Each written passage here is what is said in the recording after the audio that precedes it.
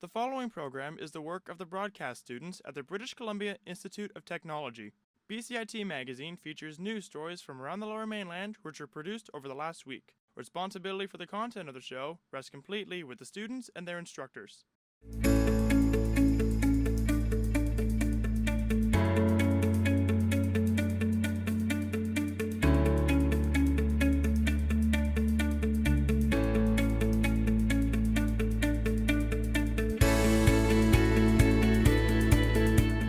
Coming up on BCIT Magazine, Alfred Wong's family speaks publicly for the first time since his death.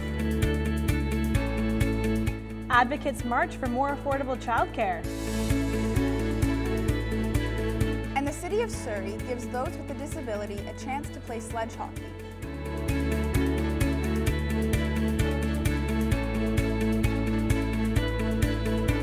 Broadcasting from high above Vancouver, this is BCIT Magazine.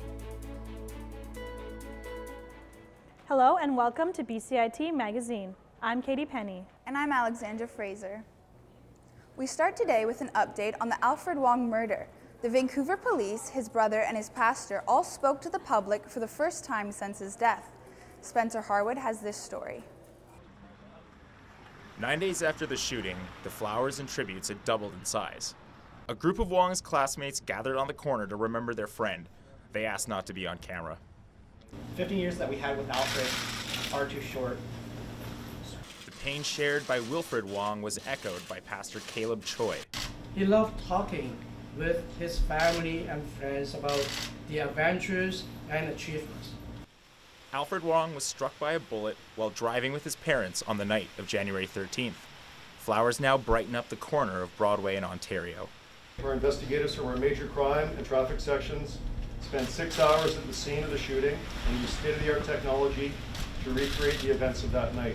Further, this past Saturday, we set up our mobile command center near Broadway in Ontario to make it easier for witnesses to come forward to us.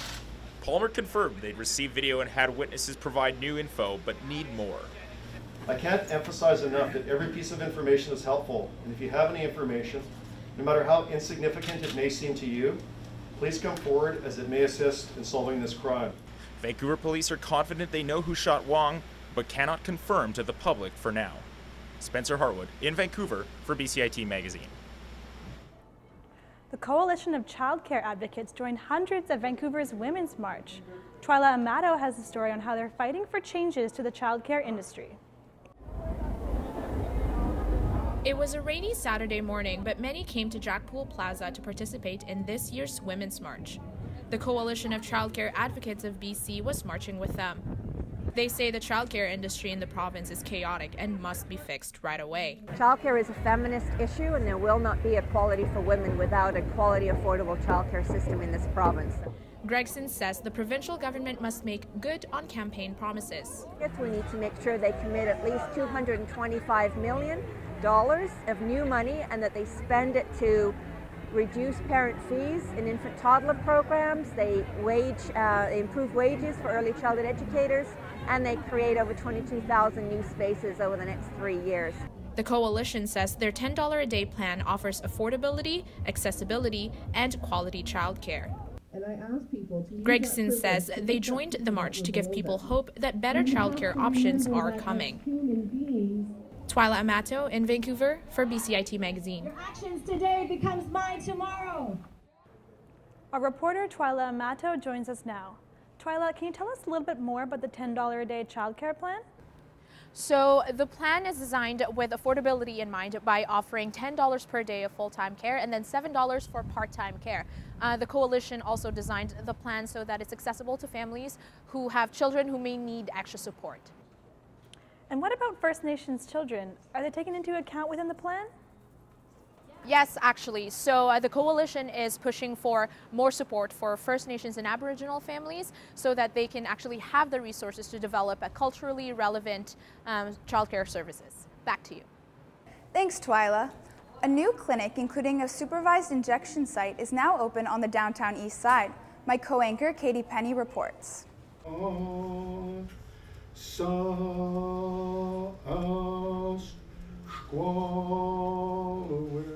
This is no average song. The newest downtown East Side Medical Center is receiving a blessing.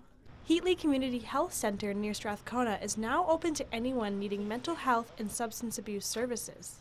This Vancouver Coastal Health Director says the clinic is vital. Redesigning this system gives these dedicated and skilled professionals the opportunity to work more closely with each other, to strengthen connections and sense of community across a downtown East Side healthcare network. Vancouver Coastal Health says it's working to gain approval for a supervised injection service. They also state 6 different teams will be working on the site. The site also has a sacred space for those in spiritual distress, which can be used for smudging ceremonies. The key to the new clinic services is integration. Integrated care means that for clients, for instance, with hepatitis C, diabetes, opioid use disorder, mental health diagnoses, and concerns about finance or housing, that team can now wrap around the care and provide all of those services. VCH says a primary aim for this clinic is harm reduction, which, if successful, could make the community safer for everyone. Katie Penny in Vancouver for BCIT Magazine. Several communities on the BC coast and Alaska were evacuated Tuesday morning after a magnitude 7.8 earthquake triggered a tsunami warning. No tsunami occurred and the warning was canceled a few hours later. Coming up on BCIT Magazine, 2 women with ties to the homeless community give back. And a pizza party in Yaletown helps raise funds for the victims of a car crash.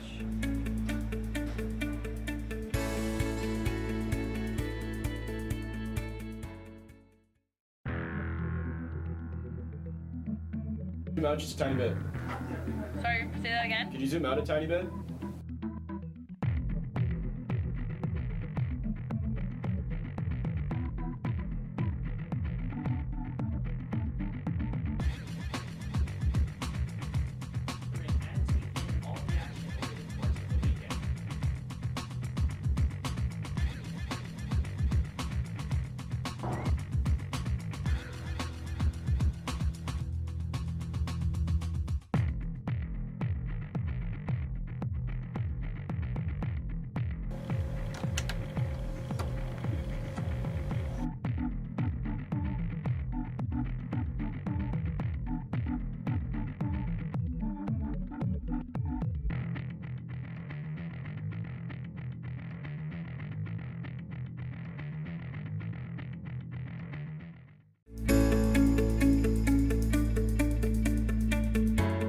Welcome back. A group called Beautiful Souls is helping to feed and clothe the homeless in the downtown East Side. Veronica Beltran brings us this story. Are you hungry? Are you hungry? Want a meal? Come eat. February will mark 1 year since Ruby Michaelis and Jeanette Serdalt started feeding and clothing the homeless once a month at Victory Square. Michaelis grew up in the foster system, bouncing between 98 foster homes. She began her life on the streets at the age of 7. It was rough. I had to live out of people's gardens and stuff to survive, and being little, you know, finding abandoned places to sleep and having to sleep under bridges and alleys and stuff. At 19, she became pregnant with her daughter Ashleen, who is now 21 years old. I had her for 3 years. I was going through some difficult times when I was younger, and I lost touch with her. She had gotten taken away from me, and I lost touch with her for 13 years. And then I found her through Facebook. Losing her was the hardest thing in my entire life. Serdalt says seeing Michaelis grow as an individual has been amazing. You know, I met her and she was a broken soul. And she was always talking about her daughter. I'll never forget it. It's been an amazing ride. Ashleen says building a relationship with her mom has been difficult, but says they continue to get to know each other every day. Very first time I saw her was life-changing for sure. Overwhelming just to have your mom back into your life and know that she's actually your birth mom. To Michaelis, this is a way to give back. She says she would have appreciated help like this when she was homeless. And as to why they decided to call the group Beautiful Souls? Because everybody has a beautiful soul, no matter what they go through. Veronica Beltran in Vancouver for BCIT Magazine.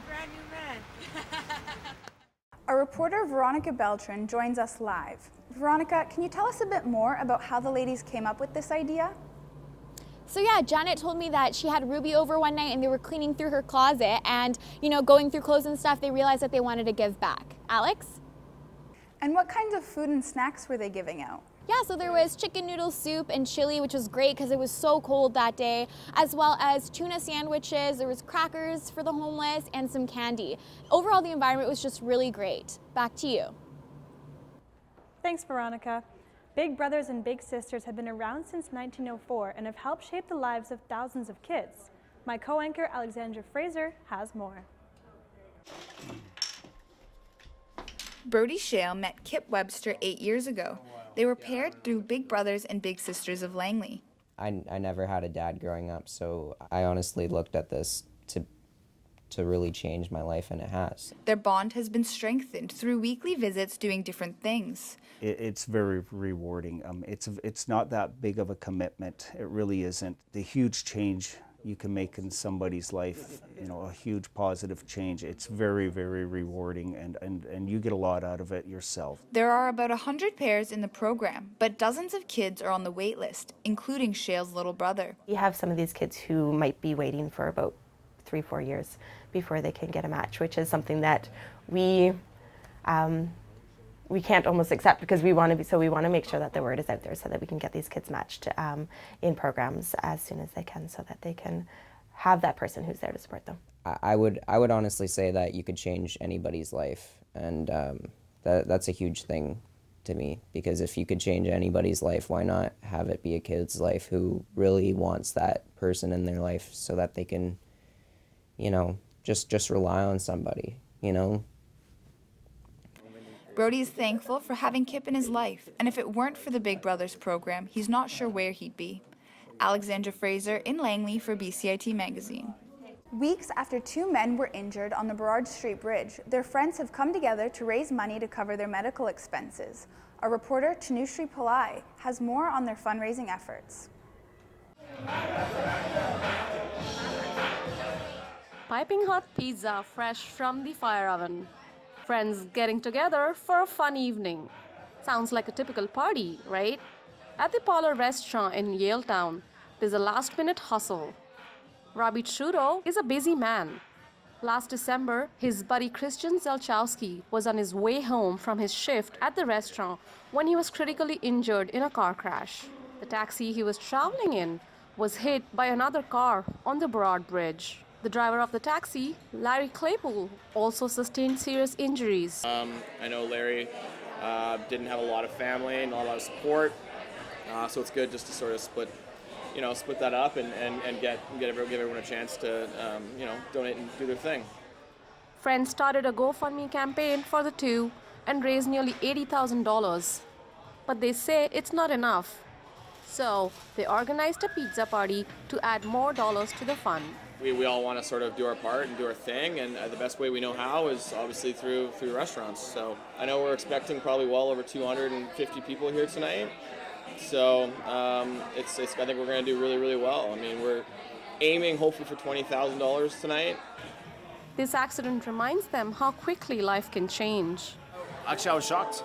To have it so close to home, it's a little unnerving.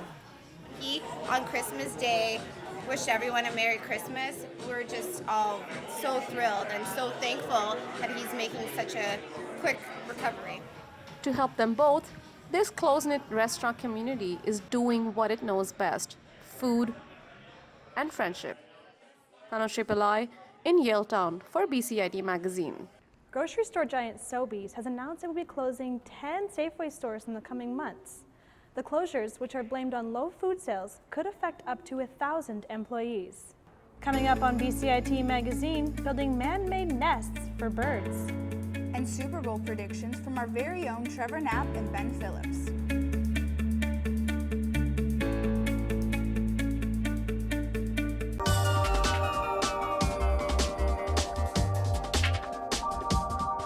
I chose BCIT because I know that all the programs are very hands-on. We have our own radio station. It's one of the best programs that I've ever heard of. I am starting a job on Monday, so confidence is high. Honestly, I didn't think it was going to be this fun.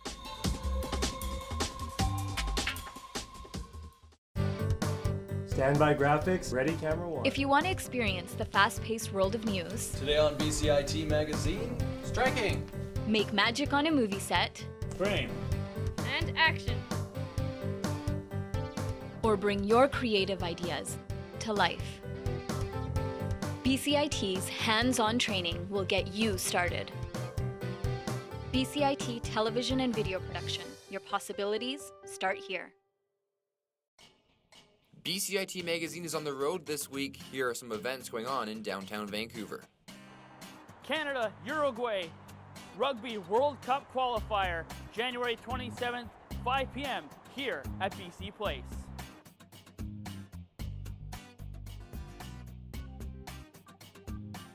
Come check out Granville Street from January 30 to 31st. Lights will be here performing at the Vogue Theatre. Are you a fan of the Friends TV show? Well, Friends Trivia is coming to the Pint Public House Monday, January 29th at 7:30. A group of people in Burnaby builds and services nest boxes. Our reporter, Tanushree Pillai, tells us how it helps to increase the avian population. Is anybody else home?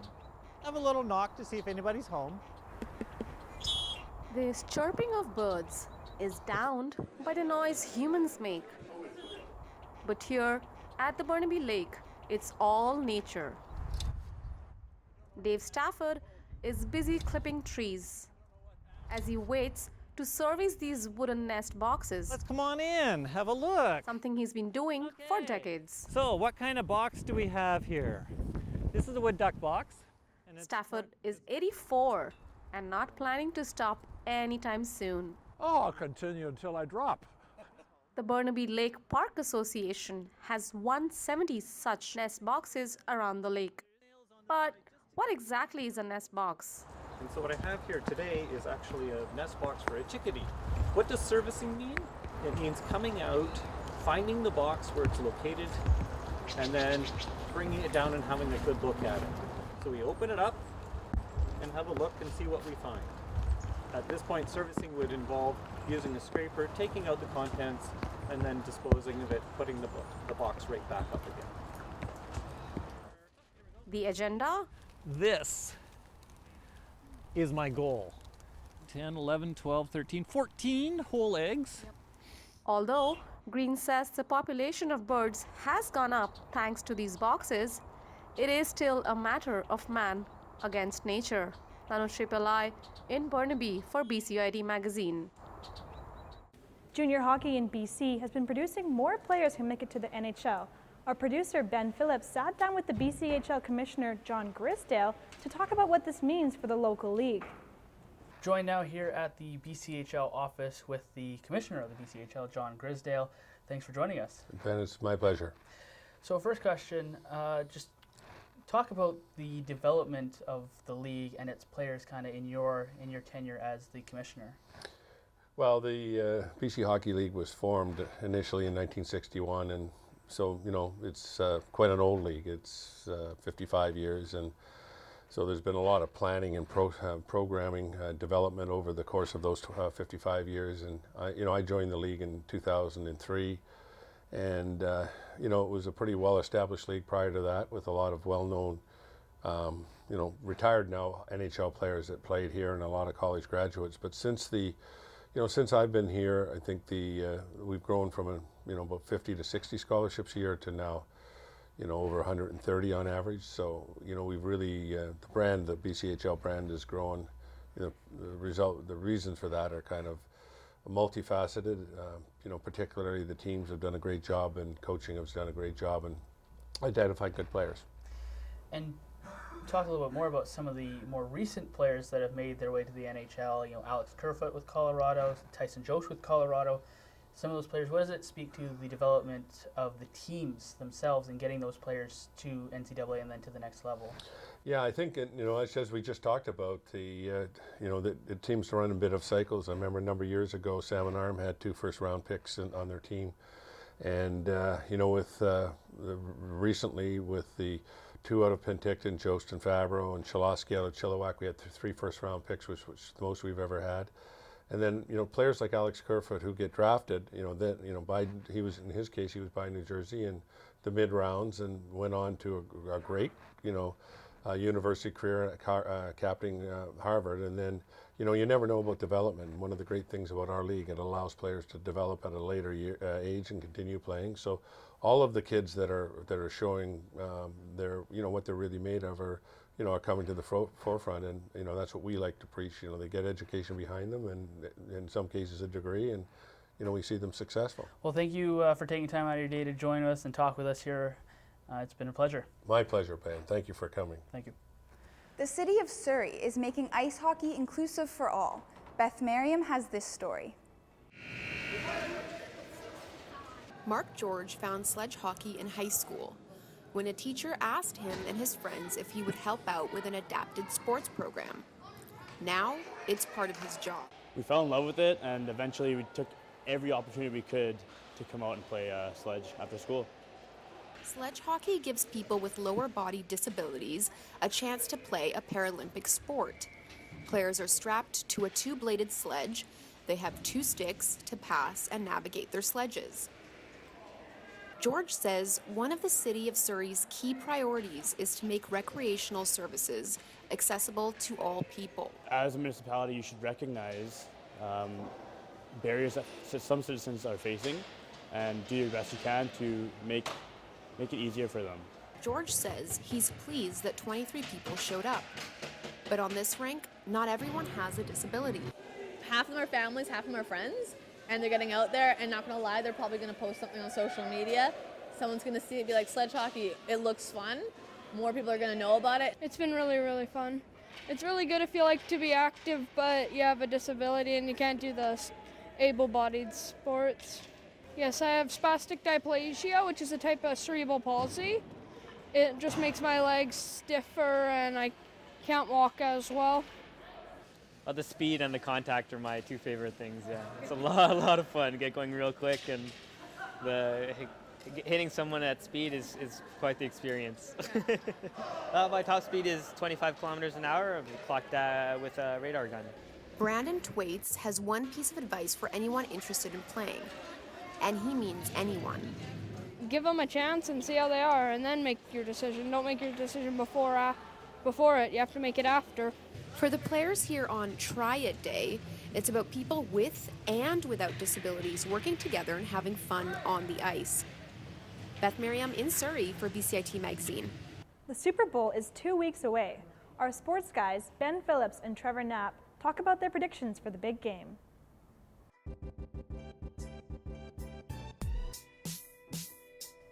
Thank you, Katie. Trevor Knapp, Ben Phillips here at the BCIT Burnaby campus broadcast building. And Ben, we are just coming off just an unbelievable NFL conference final weekend. Well, let's start with the Philadelphia-Minnesota Vikings game.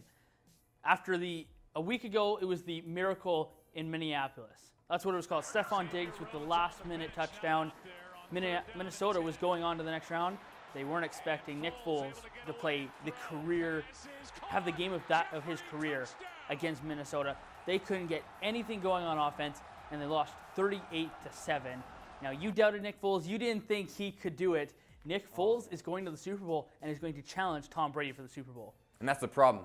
Nick Foles is facing Thomas Edward Brady, who is going to win his 6th Super Bowl of his career. He will go down as the greatest quarterback of all time in NFL history. If you think at home that Nick Foles and the Philadelphia Eagles are actually going to beat the New England Patriots and Tom Brady, you're kidding yourself. Ben, do you actually think Philly has a chance? If Philadelphia plays the way that they did on Sunday against Minnesota, if they play that same game against the New England Patriots, they have a very good chance at winning a Super Bowl and stealing Tom Brady's 6th Super Bowl ring. You're telling me Nick Foles is going to perform like he did in the conference final, in the Super Bowl, when it matters most? He is riding a high. I think he will. I think Nick Foles and the Philadelphia Eagles will be Super Bowl champions. I think you're out of your mind. Well, we're just going to have to wait and find out. February 4th, the day of the Super Bowl, the New England Patriots take on the Philadelphia Eagles. Can't wait. Back to you guys at the Vancouver Lookout. A Montreal cheerleading team has been chosen to participate in the ceremonies at the Pyeongchang Olympics. Our reporter, Veronica Beltran, stopped by a local gym to see what this means to them. Cheerleading. A sport Tyler Wright says has not received the recognition it deserves in the past. Wright says he's been cheerleading since 2004 and coaching since 2012 and is very passionate about the sport. I love it. It's great. It's really rewarding seeing the girls grow over time, watching them grow up. There's some girls that I've coached that I don't coach anymore, but I started coaching them when they were 9 or 10, and now they're 16, 17, and it's a big difference. Wright says that making cheer an Olympic sport is a big step into getting rid of the stigma around cheerleading. For the last few years, people have not really called it a sport, and in the last couple of years, it has gained sport recognition. So having it move forward, people think of cheerleading as pom-poms and kicks and dances. It's developed way beyond that in the last, I don't even know, at least 30 years, 40 years. We asked people their opinion on cheer becoming an Olympic sport. It seems like an interesting thing. They're really athletic in general. Like, you have to be fairly fit to be a cheerleader, in my opinion. Yeah, I mean, cheerleading takes absolute phenomenal amounts of skill and talent, so I don't see why it wouldn't be up on the same kind of level as any other sport, you know? I just don't think of cheerleading as a real sport. The athletic requirement to do it is immense. Your body's anaerobic capacity is 2 minutes, while cheerleading routine is 2.5 minutes long, so when you're not conditioned for it, by the end of it, you're dead tired. Wright is excited to see how this sport is incorporated into the Olympics. I think it's great. I'm really curious to see how it could be implemented, to whether they'll put it in summer or winter, because it's a year-long sport. So as it moves into the Olympics and that, it's a big step. I know a lot of people are excited about it. I'm excited to see how they implement it and what the other teams do. No official date has been set for when we may see cheer in the Olympics. Veronica Beltran in Richmond for BCIT Magazine. Toronto Raptors point guard Kyle Lowry was made a reserve for the 2018 NBA All-Star Game, which would make his 4th consecutive appearance. If you have any questions regarding the show, you can contact us at bcit-broadcast.com or bcitbroadcastnews.ca. Thank you for watching this week's special edition of BCIT Magazine. I'm Katie Penny. And I'm Alexandra Fraser. And now we leave you with the view from the Vancouver Lookout.